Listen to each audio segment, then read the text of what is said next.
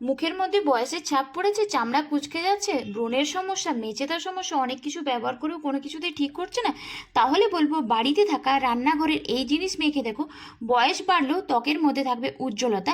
আমাদের প্রত্যেকেরই কিন্তু ত্বকের যত্ন নেওয়া খুবই প্রয়োজন, আর আজকাল আমরা ত্বক নিয়ে চুল নিয়ে খুবই চিন্তিত।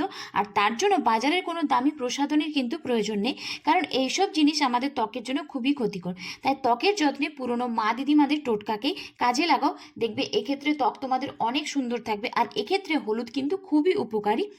হলুদ আমাদের ত্বকের জন্য কতটা উপকারী বা হলুদকে তোমরা কিভাবে ব্যবহার করবে, অনেকের ধারণা আছে হলুদ মাখলে নাকি ত্বকের রং কালো হয়ে যায়, কিন্তু হলুদকে তোমরা কোন সময় ব্যবহার করলে সেটা ত্বকের জন্য উপকারী সব কিছু আজকে তোমাদের সঙ্গে এই ভিডিওতে শেয়ার করবো। তো পুরো ভিডিওটা প্রথম থেকে শেষ অবধি দেখতে থাকো। তো চলো বন্ধুরা, আর বেশি না কথা বলে ঝটপট করে রেমেডিটা দেখে নেবে চলো।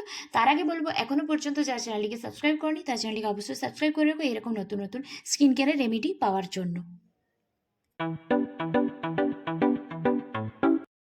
ফেস প্যাক বানানোর জন্য আমি এখানে নিচ্ছি প্রথমে 1 চামচ মতো গুঁড়ো বেসন, তার সঙ্গে আমি মিশিয়ে নিচ্ছি অল্প পরিমাণ হলুদের গুঁড়ো, রান্নার যে গুঁড়ো হলুদ হয় সেটাই নিয়েছি।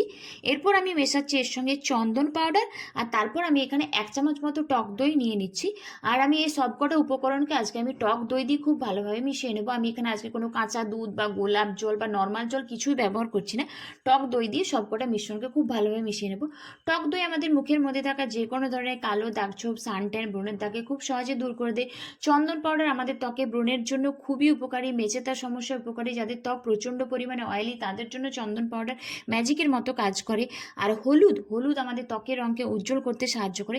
অনেকের ভুল ধারণা আছে যে হলুদ ব্যবহার করলে নাকি ত্বকের রং কালো হয়েছে, কিন্তু হলুদ ব্যবহার করার পর তোমাদেরকে রোদে বেরোনো চলবে না, তাহলেই কিন্তু ত্বকের রং কালো হয়ে যায়।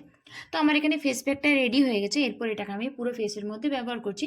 তোমরা চাইলে এটাকে হাতে, পায়ে এবং গলাতেও ব্যবহার করতে পারো। তারপর এটা পুরো মুখের মধ্যে লাগিয়ে 15 থেকে 20 মিনিট রেখে দিও। সপ্তাহে 2 থেকে 3 দিন তোমরা এটাকে ব্যবহার করো। চেষ্টা করো এই রেমেডিটাকে তোমরা রাত্রের দিকে ব্যবহার করার।